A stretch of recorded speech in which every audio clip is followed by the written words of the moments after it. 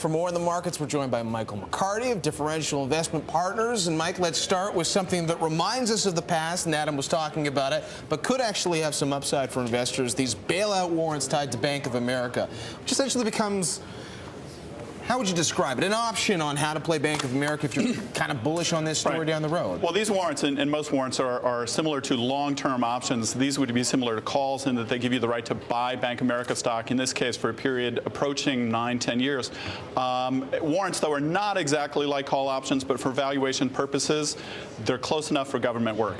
Yeah, and you were saying that at the minimum prices the government wants to get, $7 for the one struck at 13.30, $1.50 for the one struck at almost 31. You said that's actually cheap. Well, two things. Number one, it's important to note that this is probably the largest single sale of U.S. equity volatility in history.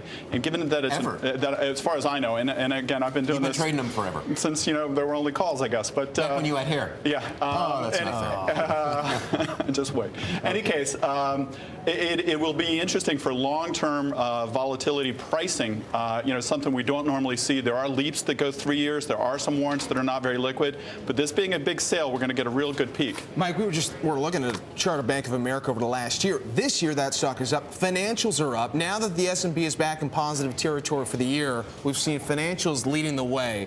The market weighting of that group, something like 16% of the S&P. How important are strong financials to whether or not the market is going to climb higher? Well, strong financials are of course, important. At this point in time, though, the argument can be made that with too big to fail, there will never be a case where the banks are not essentially strong. I mean, there is an implied government backing now with too big to fail, which ultimately indicates that potentially we could see volatility drop for options.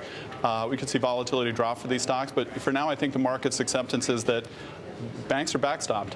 Now, you and I go way back. We've been, I was your customer, you were my customer, et cetera, 10 years ago? I don't know. But talk to me about the banks, because you've always known a lot about banks. Are they sort of becoming utilities because of what's happening now? Absolutely.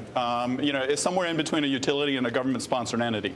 For the last year, we talked about how well the banks have done. Well, the government essentially gave them free money. And if you did anything with that free money, arbitrage activities, buy the market, currency, you could have made money in this case. So the banks had the opportunity this past year. But back to the pricing on the options.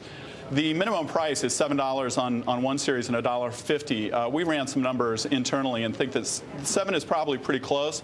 We would expect the auction, which closes tonight, to yield about a 7.30 on that option. The other one, which is way out of the money, it has a $30.37 strike.